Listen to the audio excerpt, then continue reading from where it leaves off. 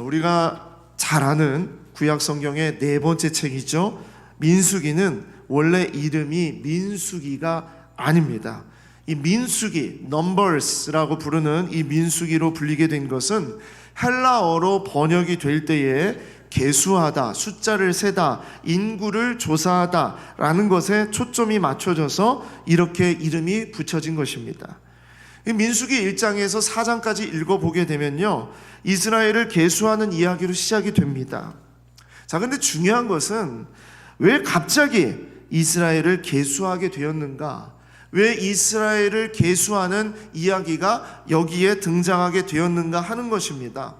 자, 이것을 잘 모르니까 민수기가 재미가 없어요. 사실 민수기 처음 딱 읽게 되면 재미가 없어요. 우리가 지금 성경 통독을 열심히 하고 계시죠. 지금 성경을 읽어 나가고 있는데 늘 우리가 넘어지고 참 넘기 힘든 그 구간이 어디냐? 창세기, 출애굽기까지는 괜찮은데 레위기 들어가면 이제 막 머리가 복잡해지고 내가 지금 성경에 있는 건지 성경이 나를 읽는 건지 모르겠고 그러한 어떤 지경으로 들어가게 되고요. 그러다가 민수기로 딱 들어가게 되면 어느 족속이 몇 명이고 어느 족속이 몇 명이고 이렇게 나오는데 그게 나하고 무슨 상관이 있는 거죠? 아무런 상관이 없는 거예요. 그러니까 1장에서 4장까지 이야기를 쭉 읽어가다가 이제 지치고 야, 성경은 내년에 다시 읽어야 되겠다라는 마음을 갖고 멈춰서는 곳, 바로 그것이 민수기예요. 재미가 없는 책, 이렇게 느껴질 수 있습니다. 자, 그런데 그것은 우리가 배경을 잘 몰라서 그렇습니다. 배경을 알게 되면 민수기는요, 안 읽어서는 안 되는, 꼭 읽어야 되는 그런 책이다라는 것을 알게 됩니다. 시내산에 올라간 모세가 하나님께 율법을 받게 되는 그 시절을 여러분 기억하시죠? 하나님에게 율법을 받는 그 순간에 이스라엘 백성들은 산 밑에서 뭐하고 있었습니까? 금송아지를 만들어서 이것이 애굽에서 우리를 인도한 신이다라고 생각하고 그 금송아지 앞에서 막 별 정신을 못 차리는 그런 짓을 하게 되는 것이죠. 그렇게 되면서 하나님의 진노를 사게 되고 모세가 가지고 나온 두 돌판을 땅에 던져버리고 막 화를 내는 그런 장면을 여러분 기억하실 겁니다. 그러한 일을 통해서 다시 하나님은 모세에게 하나님의 말씀을 허락해 주시고 그 말씀을 가지고 하나님이 어떠하신지, 하나님의 뜻이 무엇인지, 하나님의 율법이 무엇인지를 이스라엘 백성들에게 정신 똑바로 차리게 알려주고요, 이스라엘 백성들은 그 말씀을 이제 거기서 듣게 되는 것이죠. 그렇게 들은 다음에 새로운 여정을 이제 출발을 하기 위해서 준비를 시키는데 그 준비 시작이 무엇이냐? 인구조사로 시작을 하게 되는 거예요. 우리가 해외 여행을 간다든지 어느 먼 여행을 가게 될 때에 우리가 짐을 싸면서 그 여행을 준비하면서 준비물을 이렇게 체크리스트를 잡아가지고 뭘 준비했는지, 여권을 준비했는지, 비자가 잘 됐는지, 신발은 몇 컬러인지, 양말은 준비됐는지, 거기에 기후에 따라서 옷은 어떤 옷들을 준비하는지, 이런 것들을 다 체크하면서 준비하잖아요. 민수기는 바로 그러한 준비입니다. 이제 이스라엘 백성이 가나안 땅을 향해서 광야의 한복판으로 들어가게 되는데 이 여정의 시작점을, 자, 우리가 이제 여정을 떠날 준비를 해야겠는데 그 준비를 하기 위해서 인구 조사를 하는 것이다. 체크를 하는 거예요. 자, 어느 지파 준비됐는지, 어느 지파가 몇 명이지, 또 우리가 무슨 문제가 생긴다든지 또 적군이 나타났을 때 싸울 수 있는 그런 장정은 몇 명이 되는지, 이런 것들을 하나씩 계수해 나가는 것, 그게 바로 1장에서 4장까지 나오는 이야기입니다. 그래서 인구 조사를 포인트로 두게 되면요, 민수기, 넘버스 이렇게 말하는 것이 문제가 없어요. 그런데 저는 그보다 히브리어식으로 표현된 이 책의 이름이 가슴에 더 와닿습니다. 히브리어로 민수기가 어떻게 표현되는가?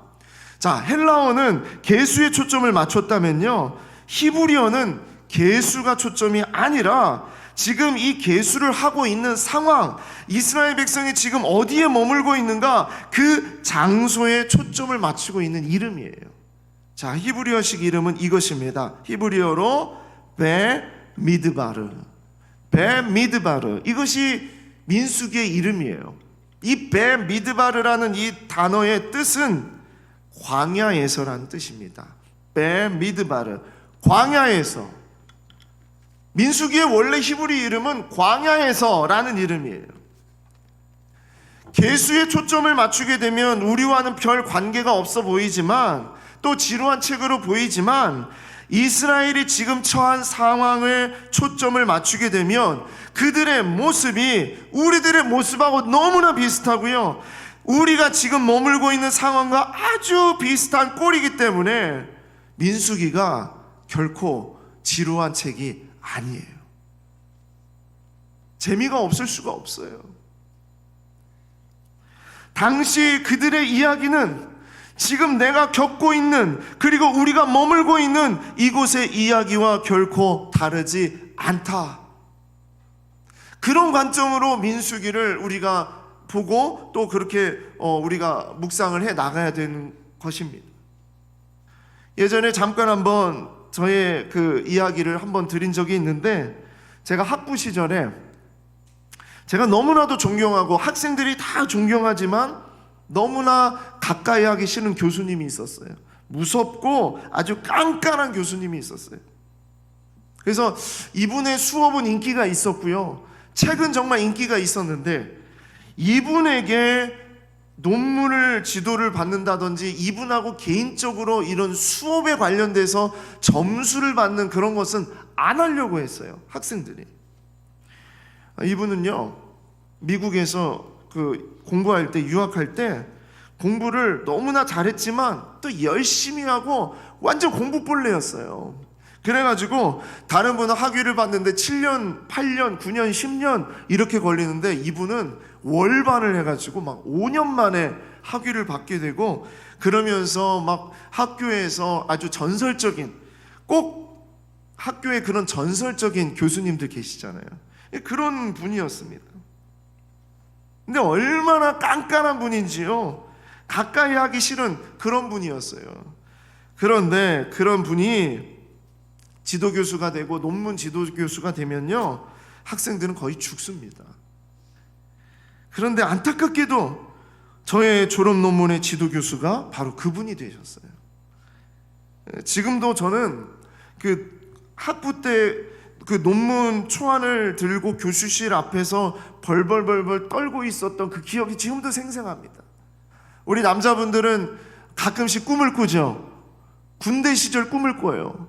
갑자기 군대에 신병으로 들어갔을 때 그 모습이 막 꿈에 나타나면요, 식은땀이 나고 다음날 아침에 그냥 정말 잠을 안 잔 것 같고 막 그런 때가 있습니다. 그런데 저에게는요, 그때 논문 지도받으러 들어가기 직전에 그 벌벌벌벌 떨고 있었을 때에 그때가 가끔씩 꿈속에 나타납니다. 그럴 정도였어요. 한번 교수실에 들어가게 되면요, 들어갔다가 나오면 제가 준비한 이 초안, 그 논문 초안 위에 그냥 빨간 줄이 그냥 가득가득. 그래가지고 결국 그 얘기는 뭐냐, 다시 써야 되는 거예요. 몇 번이고 논문을 다시 쓰고 초안을 또 다시 쓰고 그렇게 했던 기억이 납니다. 그런데 그 교수실 안에 커다란 그림 한 점이 걸려 있습니다. 벽에 커다란 그림 한 점이 걸려 있는데, 그 그림이 광야의 한 가운데 놓여 있었던 성막 그림이었어요. 이 하늘로부터 이 성막에 영광의 빛이 쫙 내리고 있는 그런 그림이었어요. 그 그림이 얼마나 컸는지 벽에 한 면을 다 이렇게 장식이 되어 있는데, 그 대기를 하고 있으면서 이제 기다리는 가운데 그 그림을 이렇게 쭉 쳐다보고 있는 것입니다. 제가 늘 들어갈 때마다 그 그림을 봤어요. 근데 어느 날 교수님이 그러는 거예요. 그 그림을 보고 있는 저에게, 영환아, 우리가 저렇게 살아야 되지 않을까? 진짜 저렇게 살고 싶다. 우리 인생이 저랬으면 좋겠다. 이제 그런 이야기를 하셨어요. 이 논문에 목말라 있고 논문에 빠져 있었던 저는요, 그 말씀이 무슨 소리인지 전혀 와닿지 않았어요. 뭔 얘기를 하시는지 저는 그냥 교수님이 말씀하시니까 네 맞습니다, 네. 그리고 머릿속으로는 오늘 빨리 좀 끝내주시죠. 예. 혹시 여러분도 그러시지는 않습니까? 목사님 오늘 말씀 좀 빨리 좀 끝내주시죠. 거기에 초점을 맞추고 있는 건 아닌지 모르겠습니다. 아무튼 정말 그런 장면이 막 떠오르는데, 시간이 지나면서요, 많은 시간이 지나고 이제 제가 목회자가 되고 그렇게 하면서 그때 그 모습이 떠오르면서 생각이 나는 거예요. 아, 그렇지, 우리가 하나님의 거하실 처소로 살아야지, 성막으로 살아야지, 우리가 하나님의 임재를 누리는 그런 지성소로서 살아야지. 그 깨달음이었어. 그때 하셨던 말씀은 그것이었어. 그렇게 생각을 했어요. 그런데 인생을 더 살고 보니까, 시간이 더 지나고 보니까 알게 되는 것이, 그때 교수님이 하셨던 말씀이 무엇이었는가가 딱 떠오르게 되는데, 그것이 무엇이냐? 아, 우리가 광야 한가운데에서 성막과 같은 삶을 살고 있지. 이것으로 바뀌는 거예요. 그림이 생각이 나는 게, 그냥 성막 가운데에 이 영광의 빛이 임하는 그런 모습만이 아니라, 그 성막이 어디에 있었는가? 광야 한가운데 있었다는 것이 떠오르기 시작을 하면서, 아, 그때 하셨던 말씀이 그것이었구나를 생각을 하게 되었습니다. 광야는 놀라운 길이었죠. 애굽의 억압으로부터 구원하신 하나님의 놀라운 길이었고요, 가나안으로 향하는 소망의 여정이기도 하였습니다만, 다른 한편으로 이 광야는 방황하는 이스라엘의 적나라한 모습이었고요, 불순종과 심판의 여정이었습니다. 방황하는 이스라엘은 늘 투덜댔고 방황했어요. 징계와 죽음의 연이은 반복이었습니다. 그래서 이런 점에서 그 모습은 이 시대를 살아가고 있는 우리들의 모습과 결코 다르지 않다라는 것이에요. 여러분, 우리도 죄와 사망의 저주에서 구원받은 자로 살고 있지만, 여전히 이 세상의 두 발을 딛고 광야와 같은 복잡한 인생길 가운데 우리가 놓여 있지 않습니까? 이미 하나님 나라의 백성으로 살아가고 있지만 아직 완전하게 닿지 못한 하나님의 나라를 바라보며 한 걸음 한 걸음 걸어가는 여정이 바로 우리의 인생 아닙니까? 그래서 이 길에 서 있는 우리가 민수기를 통해 알 수 있는 것이 무엇이냐? 방황의 한복판에서, 광야의 한복판에서 하나님의 인도하심을 붙잡는 것이 무엇일까? 그것을 보게 하는 것이 바로 민수기다라는 것이에요. 제가 가끔 인생에 대한 이야기를 드리면 너무 정말 외람되고 죄송해요. 우리 교회에는 인생이 무엇인지를 말씀하실 수 있는 어른들이 많이 계시기 때문이에요. 정말 너무나 외람되지만, 제가 이 짧은 인생을 살면서 계속 살아가면서 알게 되는 것이 무엇이냐? 우리의 인생은 고속도로나 KTX 철도와 같지 않다는 거예요. 어렸을 때는 그럴 줄 알았어요. 어렸을 때는 내가 원하는 대로 쭉 나갈 줄 알았어요. 내가 원하는 길이 있을 줄 알았어요. 그게 진짜 축복인 줄 알았어요. 원하는 성공의 길, 원하는 어떤 직장의 길, 원하는 어떤 가정의 길, 원하는 나의 미래 비전, 내가 원하는 대로 다 그렇게 펼쳐질 줄 알았어요. 그런데 어디로 갈지 알지도 못하고 한 걸음 한 걸음 걷는 광야의 여정이 바로 우리 인생이더라고요. 때로는 참으로 단순하기도 하지만 때로는 너무나도 복잡하고, 그리고 이 길이 한 길 같아 보이는데 걸어가다 보면 여러 갈래의 길이 나타나고, 아무런 대책도 방비도 불가능하고요, 사방이 다 뚫려 있어서 언제든지 공격을 당할 수밖에 없는 곳, 그곳이 바로 우리의 인생 길이다.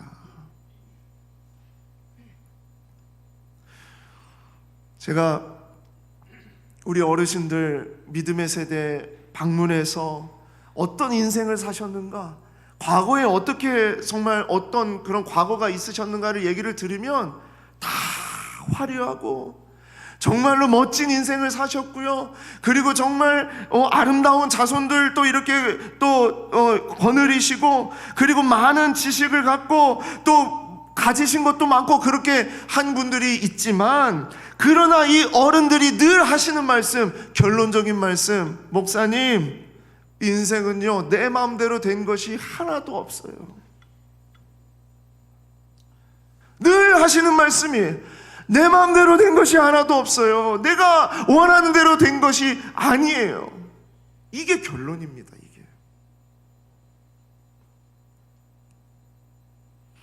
화려한 삶이나 많은 지식이나 경험이나 내가 가진 그 부귀영화 소유하고 있는 것이 아무런 소용이 없는 것, 그냥 바로 코앞에 밝히는 등불 하나 바라보면서 한 걸음 한 걸음 나가다 싶다가도 며칠 머물기도 하고 때로는 뒤로 퇴보하기도 하고, 그런 곳이 바로 광야의 길, 바로 우리 인생의 길이었다. 우리는 지금 그런 길을 걸어가고 있다라는 것입니다. 자, 여러분, 이렇게 말씀을 드리니까 슬픕니까? 기쁩니까? 어떠십니까? 슬픕니까? 기쁩니까? 예, 슬프죠. 이런 게 인생이라니 슬퍼요.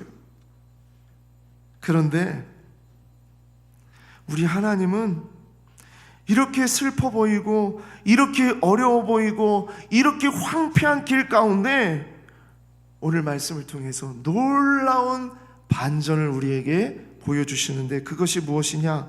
바로 그 광야 한가운데에서 축복을 받는 것이다 라는 것입니다. 그 광야 한가운데에서 축복을 받게 하신다. 이것이 하나님이 우리에게 주시는 말씀이에요. 오늘 우리가 읽은 말씀이 그래요.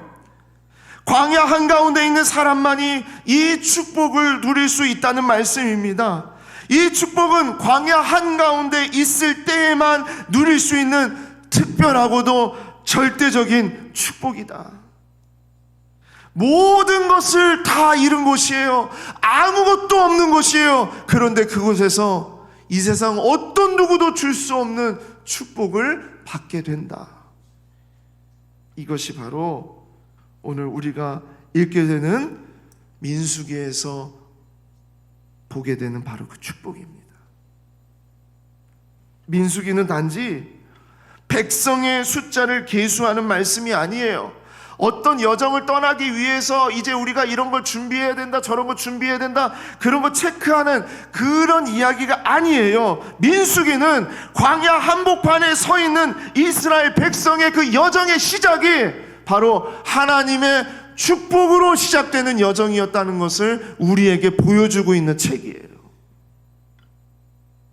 엄청난 메시지가 담겨져 있는 것입니다. 우리가 생각할 때 축복은 성공을 해야 되고 뭔가를 이루어야 되고 자랑할 만한 것이 있어야 되고, 그리고 뭔가 그래도 갖춰지고 조건이 있고 우리 상황이 좀 그래야만 그래도 축복받았다고 우리는 생각을 하잖아요. 그런데 민수기를 읽어보면 읽어볼수록 축복받을 만한 조건과 상황이 아닌 거예요. 이 백성들에게는 그런 것이 하나도 없는 거예요. 늘 반항하고 늘 불평하고 불만하고 짜증내고, 그러한 심령들, 그러한 삶이 그들의 인생이었어요. 어디로 가야 될지 몰라요. 무엇을 붙잡아야 될지 몰라요. 언제 적군이 쳐들어올지 몰라요. 그런데 그런 상황 속에 하나님이 이 백성들을 통해서 보여주시는 것이 뭐예요? 세상 어떤 곳에서도 줄 수 없는 하나님의 놀라운 축복을 그 광야 한가운데에서 펼쳐 주고 계시다는 거예요. 그걸 보게 하시는 겁니다. 오늘 우리가 읽은 말씀, 그 이야기예요. 자, 우리 그 축복의 말씀, 하나님의 축복의 메시지를 함께 읽어보겠습니다. 24절에서 26절 우리 같이 함께 읽겠습니다. 시작. 여호와는 내게 복을 주시고 너를 지키시기를 원하며 여호와는 그의 얼굴을 내게 비추사 은혜 베푸시기를 원하며 여호와는 그 얼굴을 내게로 향하여 드사 평강 주시기를 원하노라 할지니라 하라. 아멘. 자, 여러분, 이 축복을요 보통 아론의 축복, 제사장의 축복이라고 합니다. 이 축복의 이름이, 명칭이 그렇습니다. 자, 근데 이 축복은 고대로부터 지금까지 아주 오래된 문헌에서도 이 문구를 그대로 사용할 정도로 정말 유명한 문구고요. 다 들어보셨죠? 네, 여러분 이 문구 들어보셨을 거예요. 정말 많은 사람들이 셀 수 없이 받았던 축복, 나눴던 축복. 예배 마칠 때 제가 축도를 하잖아요. 이 축복기도, 축도를 하는데 이제는 우리 주 예수 그리스도의 은혜와 이렇게 하면은 이제 이게 축복기도라는 거 다 이제 압니다. 근데 이 축복기도는 신앙의 축복의 메시지예요. 고린도후서 16장 16절에 나오는 말씀을 13장 13절에 나오는 말씀을 가져다가 우리가 이것을 축복을 받는 기도문으로 만들어서 우리는 매 예배 때 마지막에 이 축복의 메시지를 받는 것입니다. 그런데 이 신약의 축복의 메시지가 있기 전에 이미 오래전부터 구약의 축복의 메시지가 있었는데 그것이 바로 오늘 우리가 읽었던 이 말씀이에요. 민수기 6장 24절에서 26절 말씀. 중요한 건 이 놀라운 축복의 메시지가 왕궁이나 안전하고 튼튼한 군사력을 갖춘 그런 나라에서나 아니면 화려한 저택이나 최고의 아름다움을 뽐내는 그런 조건에서, 그런 상황 가운데서 받는 축복이 아니라 광야 한가운데서 나온 것이라는 것에 충격을 받지 않을 수 없어요. 하나님의 축복은 광야 한가운데에서 주어졌다는 거예요. 우리가 집에 이 축복의 메시지, 여호와는 내게 복을 주시고 너를 지키시기를 원하냐, 이 축복의 메시지를 늘 우리는 집에 액자에다 넣어놓고 화장실에다가 붙여놓고 우리가 오가면서 또 예배 드릴 때 많이 듣고 그 축복의 메시지 너무 좋아, 나도 저 축복 받을 거야, 우리가 그렇게 얘기 많이 하지만 사실 우리는 이제 오늘부터 알아야 될 게 무엇이냐, 이 축복의 메시지는 광야 한복판에서 아무것도 붙잡을 수 없었던, 아무것도 자랑할 것이 없었던, 아무것도 보호받을 수 없었던 너무나도 처량하고 황폐한 그 한 땅 가운데에, 정말 그렇게 사막 한가운데에, 저 들판 한가운데에, 그리고 저 바다 한가운데에 그렇게 떨어져 있는 그런 외로움과 고독한 가운데에 받게 된 하나님의 축복이었다는 거예요.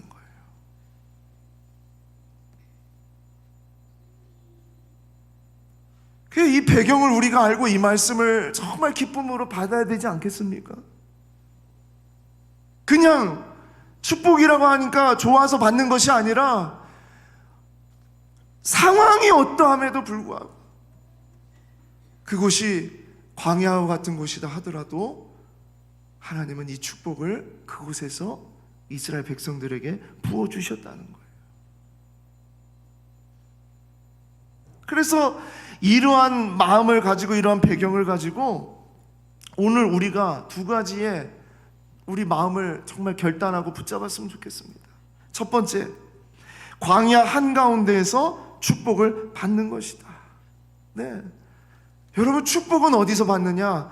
광야 한가운데서 받는 것입니다. 광야 한가운데 가야만 제대로 축복을 받을 수 있다는 거예요. 제사장의 축복, 아론의 축복은 광야 한가운데서 주신 축복이었습니다. 광야 한가운데서 받는 축복이 가능한 이유, 왜 광야 한가운데에 가야만 제대로 이 축복을 받을 수 있느냐? 그 이유가 여기에 있어요. 24절에서 26절 다시 한번 보시겠습니다.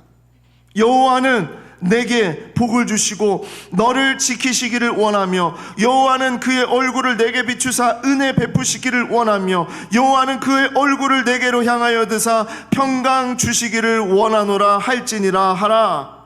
자, 이 말씀 속에 제가 밑줄을 그어놨어요. 왜 광야에 가야만 하나님의 축복을 제대로 받을 수 있느냐? 그것은 이 축복의 메시지 속에 담겨져 있는 이 강조 때문이에요. 그 강조가 뭡니까? 자, 성경에서는 반복이 되면 그것이 강조라고 그랬어요. 자, 이 축복의 메시지 속에 강조하고 있는 것이 무엇입니까? 축복의 주체가 누구라는 거예요? 여호와라는 거예요. 여호와. 축복의 주체가 여호와. 그리고 축복을 받는 자가 누구라고요? 너. 정확하게 너. 광야에 가야만 이 축복을 제대로 받을 수 있는 이유는 이 축복의 주체인 여호와 하나님을 제대로 붙잡을 수 있는 것이 광야가 아니면 안 되기 때문입니다. 왕궁에서요, 도시에서요, 성공한 자리에서요, 뭔가 내가 붙잡고 뭔가 소유하고 내가 내 것으로 삼을 수 있는 것이 있는 데서는 여호와 앞에 절대적인 복종을 할 수가 없어요. 그런데 광야 한복판에 서야만 여호와 한 분, 오직 여호와만 붙잡고 그렇게 매달릴 수 있는 것이거든요. 자, 27절의 말씀에 이래요. 그들은 이같이 내 이름으로 이스라엘 자손에게 축복할지니 내가 그들에게 복을 주리라. 누가 주시겠다고요? 내가 그들에게 복을 주시라. 복을 주시는 분이 누구라고요? 하나님 자신이라는 것을 강조하고 있어요. 이렇게 말씀하고 또 이미 22절에 여호와께서 모세에게 말씀하여 이르신 것이라고 그렇게 말씀함에도 불구하고 24절에서 26절에 이르는 이 축복문 안에는 여호와 여호와 여호와라는 말이 3번이나 강조를 하고 있다고요. 이미 여호와가 하시는 건지 알아요. 이미 여호와께서 말씀하시는 건지 알고 있어요. 그럼에도 불구하고 여호와라는 이 축복의 주체를 3번씩이나 강조하면서 언급하시는 이유가 뭘까요? 왜 이렇게 3번씩이나 여기에 여호와가 이렇게 넣으셨을까요? 그 이유는 이것 때문이에요. 상황과 조건과 지금의 모습이 어떠하다 하더라도 축복의 주체는 나야 라는 얘기예요. 축복의 주체는 여호와가 된다는 말씀입니다. 여호와만으로 축복이 충분하다는 얘기입니다. 축복의 절대적인 가치는 광야가 아니라는 거예요. 광야에 있기 때문에, 가진 것이 없기 때문에 내가 축복받을 수 있을까요? 내가 축복하는 것일까요? 그런 상황과 조건이 이 축복의 그런 그 기준이, 주체가 그런 네가 지금 있는 그런 상황과 조건이 아니라는 거예요. 하나님, 축복을 주시는 여호와가 바로 이 광야 한가운데에서 너희를 지키고 너희를 보호할 것이며 너희를 축복할 것이다. 그 이야기입니다.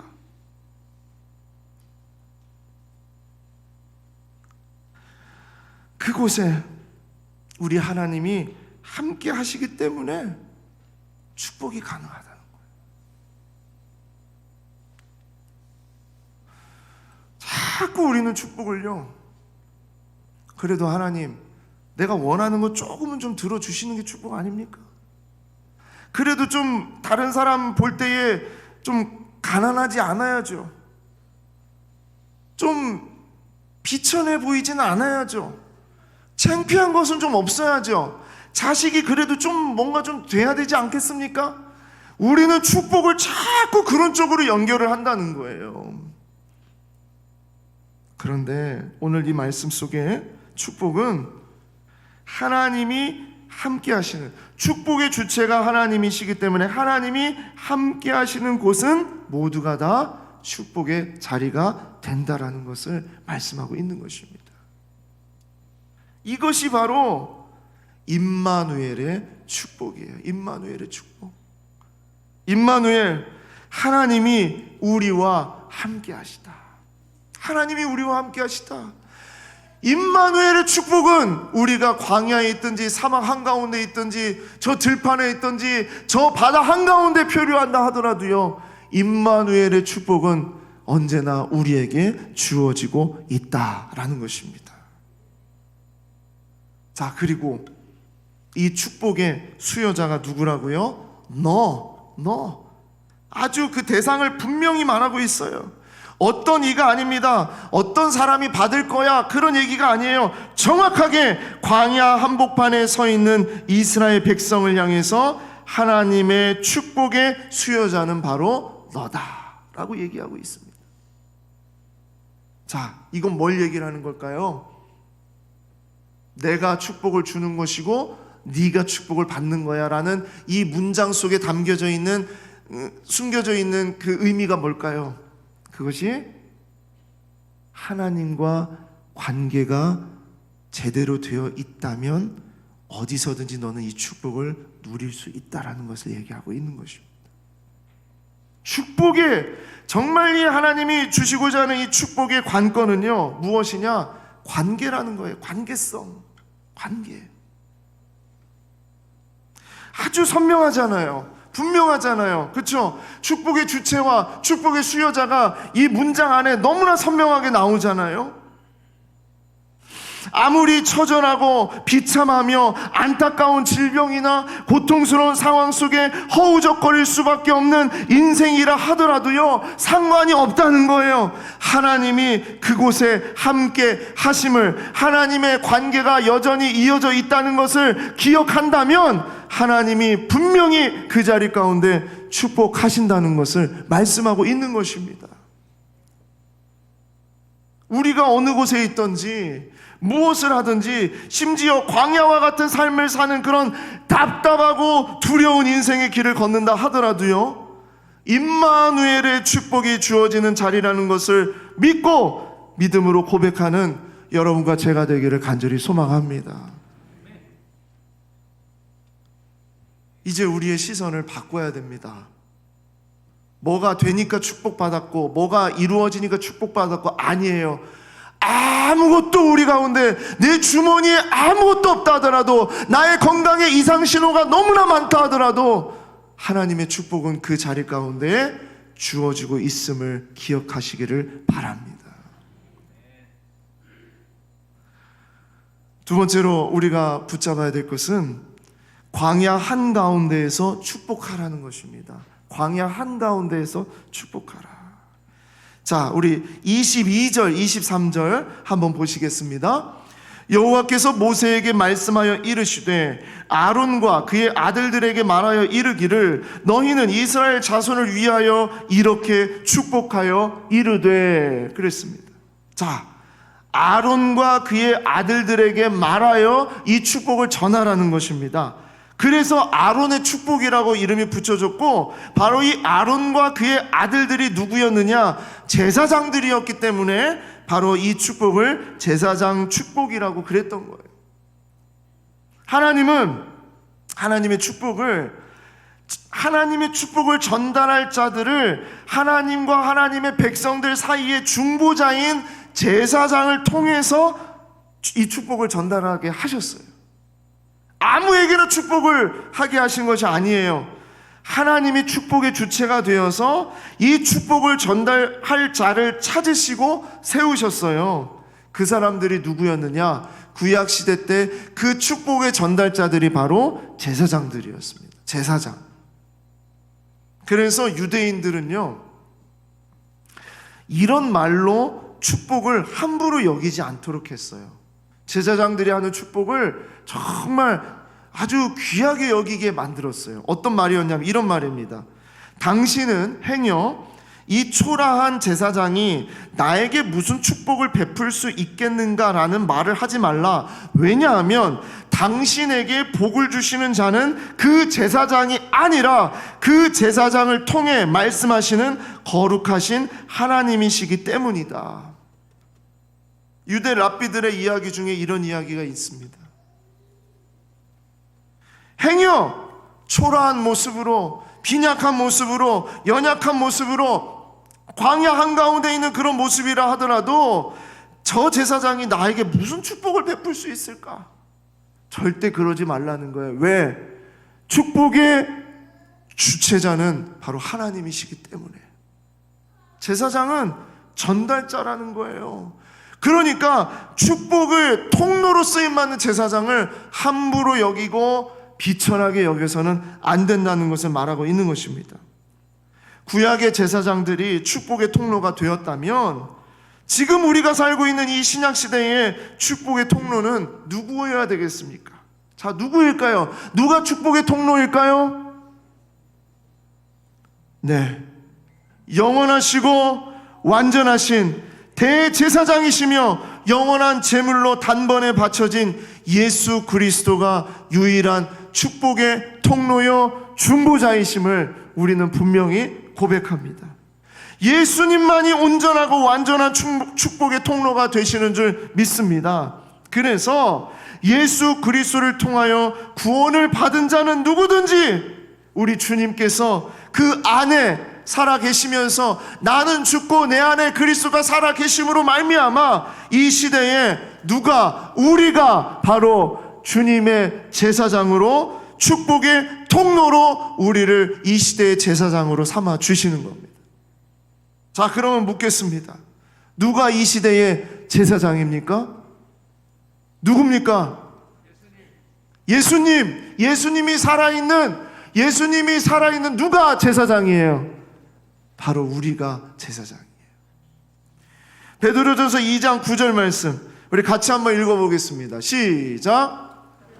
너희는 택하신 족속이요 왕같은 제사장들이요 거룩한 나라요 그의 소유된 백성이니 이는 너희를 어두운 데서 불러내어 그의 기이한 빛에 들어가게 하시니 아름다운 덕을 선포하게 하려 하심이라. 아멘. 자, 뭐라고요? 너희는 택하신 족속이요 왕같은 뭐라고요? 제사장들이요. 누가요? 우리가 제사장들이요. 왜? 누구 때문에? 예수 그리스도가 우리 안에 살아계시기 때문에. 우리가 제사장입니다.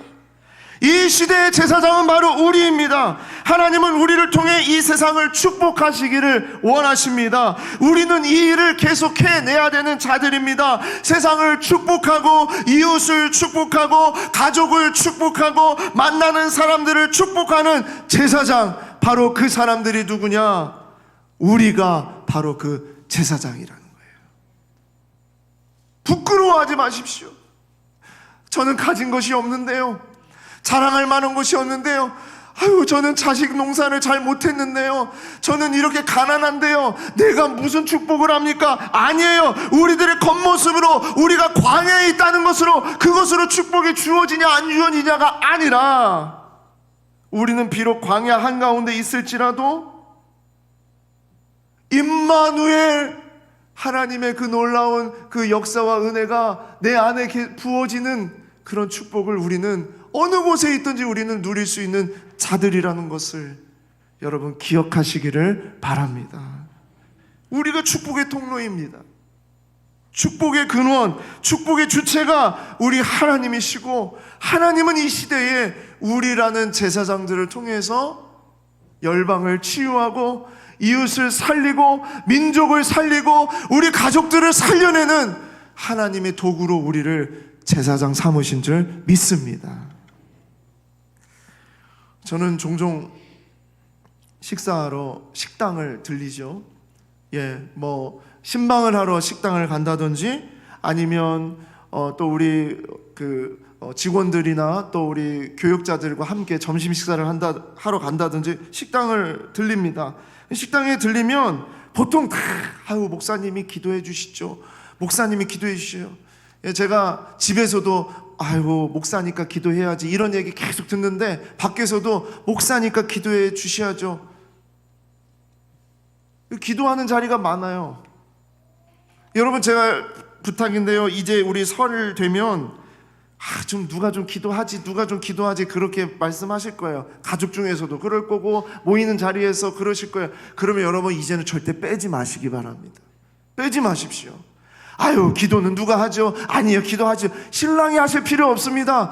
기도해 주세요 라고 듣는 순간 여러분, 제사장으로서 여러분 기도해 주시기를 바랍니다. 하나님의 축복의 통로가 나를 통해서 하나님이 이루시는 하나님의 축복의 통로라는 것을 기억하시고, 내가 제사장이지, 그래 내가 제사장인데 하는 마음으로 기도해 주시기 바랍니다. 제가요, 큰 식당을 가든지 작은 식당을 가든지요, 백화점을 가든지 조그마한 분식집을 가든지 기도해 달라고 하면 기도합니다. 기도할 때에 뭐라고 기도하냐면 하나님이 주신 축복권을 가지고 기도해요. 하나님이 나를 제사장으로, 이 시대의 제사장으로 삼으셔서 기도하게 하시는데, 네, 상황이 어떠하든지 내가 부끄럽든지 연약하든지 그런 거 다 내려놓고 광야 한복판에 있다 하더라도 축복의 권세를 허락하신 하나님, 축복의 주체이신 하나님을 바라보면서 기도해요. 이렇게 기도합니다. 하나님, 이 식당 하나님이 우리를 이곳에 보내주셨사오니, 하나님의 자녀들을 이 식당에 보내주셨사오니, 하나님이 이 식당의 사장님 복받게 하여 주시옵시고, 이 식당의 직원들이 축복을 누리게 하여 주시옵소서, 이 식당이 잘 되게 하여 주시옵소서. 그렇게 기도합니다. 그런데요, 놀라운 게 뭐냐? 그 축복 기도를 듣는 사장님이나 직원들이요, 이 기도를 들으면은요, 예수를 믿는 분이든 안 믿는 분이든 접시를 놓다가도, 기도하고 있으면요, 접시를 놓다가도요, 이 식당을 축복하여 주시옵소서, 이 직원을 축복하여 주시옵소서 하면요, 잠깐 기다려줘요. 기뻐해요. 감사해요. 어떤 분도 왜 우리 식당 위에서 축복합니까? 왜 그런 기도합니까? 라고 얘기하는 그런 사장님 본 적이 없어요. 여러분, 이제 앞으로 식당을 가던 택시를 타던 누구를 만나던 뭘 하던 여러분, 축복의 기도를 해주시기를 바랍니다. 왜? 우리가 축복을 전할 수 있는 제사장이기 때문입니다. 하나님이 우리를 제사장으로 삼으셨기 때문입니다. 제가 늘 말씀드립니다만, 받은 은혜를 묵히지 말고 바로바로 흘려보내는 자들이 되기를 소망합니다. 이것이요, 우리 그리스도인들에게 정말 중요한 영적인 원리라고 말씀을 드렸어요. 묵히면 썩습니다. 그러나 흘려보내면 갑절의 축복으로 변하는 줄 믿습니다. 예. 이 생명의 정말 축복의 메시지는요, 하면 할수록 살아납니다. 정말 생명력이 있어요. 그래서 우리의 입술로, 우리의 삶으로 계속 축복하세요. 그냥 은혜를 받으면요, 가만히 계시지 마시고 어떻게 해서든지 이 축복을 나누세요. 섬기세요. 막 전파하세요.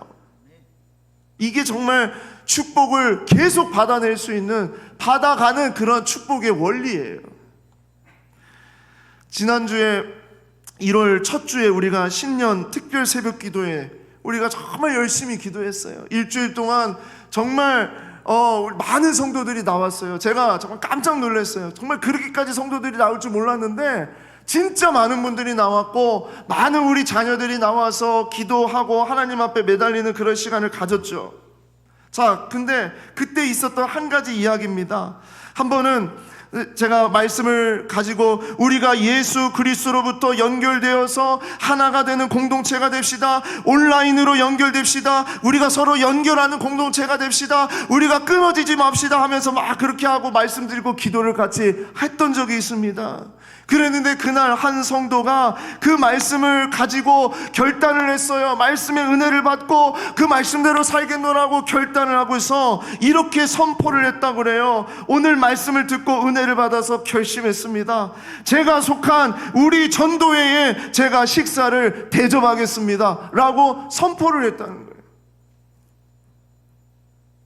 제가 그 이야기를요 듣고서 너무너무나 기뻤어요. 왜 기뻤냐면 그분이 말씀을 잘 들었구나, 설교를 잘 들었구나, 이것 때문에 기쁜 것이 아니고요, 진짜 하나님이 허락하신 은혜와 하나님이 주신 축복을 흘려보내는 축복의 통로가 되셨기 때문입니다. 얼마나 행복하고 얼마나 기뻤는지 몰라요.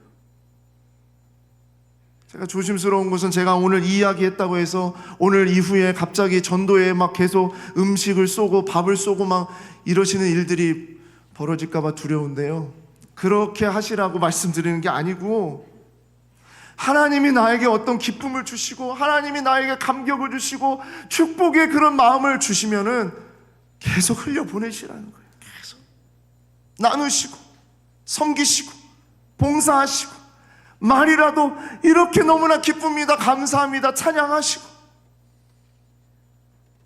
내 안에 머물지 않고 하나님이 이 시대에 나를 축복의 통로로 제사장으로 삼으셨으니 비록 내가 광야 한복판에 서 있다 하더라도 하나님, 저는 계속 축복을 전하겠습니다. 축복하겠습니다. 그럴 수 있는 여러분과 제가 되기를 소망합니다. 기억하십시오. 이 시대 성소인 바로 나 자신으로부터, 우리로부터 하나님의 축복이 광야 저 끝까지, 지금도 광야 한복판에서 어디로 갈지 모르고 헤매고 있는 그 백성들 저 끝까지 바로 우리를 통해서 그 축복이 흘러가기를 소망합니다. 우리는 이 축복의 메시지가 어디에서 선포가 됐는지 그 배경을 잘 알아야 된다고 말씀을 드렸습니다. 하나님이 우리에게 허락하신 축복은 좋은 환경, 성공한 자리, 꿈을 이룬 그곳, 또 모든 조건이 다 갖춰져 있는 곳에서 누리는 축복이 아니었습니다. 바로 광야 한복판에서 아무것도 내 마음대로 되는 것이 하나도 없는 그곳에서 바로 하나님의 축복을 누리게 된 것이라는 거예요. 하나님의 축복은 조건과 상황에 따라 주어지는 것이 아니라 하나님이 우리와 함께 하심 임마누엘로만 주어지는 것이다. 이것이 민수기가 말하고 있는 진정한 축복의 메시지입니다. 사랑하는 성도 여러분, 광야 한복판에 그곳에서 축복을 받으시기를 바랍니다. 그리고 광야 한가운데에서 축복하는 인생이 되시기를 원합니다. 조금 더 용기를 내시고 조금 더 과감해지시고 조금 더 따뜻하게 다가서면서 그 영혼을 위해서 축복해 주시기를 바랍니다. 우리가 광야와 같은 거칠고 어려운 삶을 사는 그 누군가에게 내가 제사장으로서 하나님의 축복권을 가진 자로서 임마누엘의 축복을 전할 수 있는 그러한 사람이라는 것을 기억하는 이번 한 주가 되기를 소망합니다. 자, 우리 옆 사람에게 이렇게 축복하기를 원해요. 우리 이 말씀 가지고 좀 이렇게 당신에게로 바꿔봤어요. 자, 우리 옆 사람에게 한번 이렇게 축복하기를 원합니다. 자, 우리 옆을 보면서 한번 축복해 주세요. 여호와는 당신에게 복을 주시고